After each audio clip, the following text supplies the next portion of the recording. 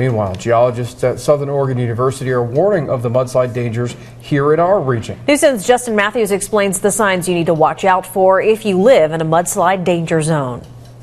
Geology professor from Southern Oregon University, Charles Lane, says that we do have places with steep slopes and the potential for unstable ground.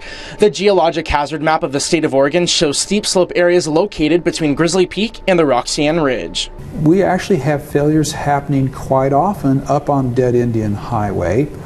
They're not catastrophic failures, they're slower moving. Lane says homeowners with properties on steep slopes can do things to help stabilize their land. You should be careful about your vegetation and watering practices, also moving water on and off your property, such as succulents or soil that absorbs large amounts of water. Not to put too much water on the uphill side of your property. You've got your house, everything else sitting on your property, which loads the hillside as well. If your property is mostly on a slope and it isn't feasible to plant on flatter land, there are rules of thumb to utilize your sloped property.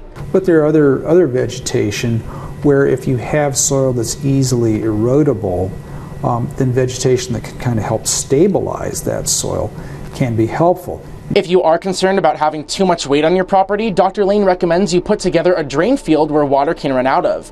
Lane adds the danger of a mudslide like the one in Washington is not as common in our region. The Cascades here differ from the mountains up north. Bigger rocks, they still have steep slopes, and they're a type of rock that's more easily eroded.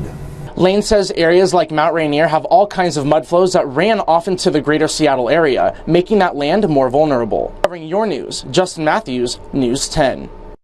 Geologists also say some warning signs of a mudslide includes cracks in your home's foundation and clear rainwater instantly turning into muddy runoff.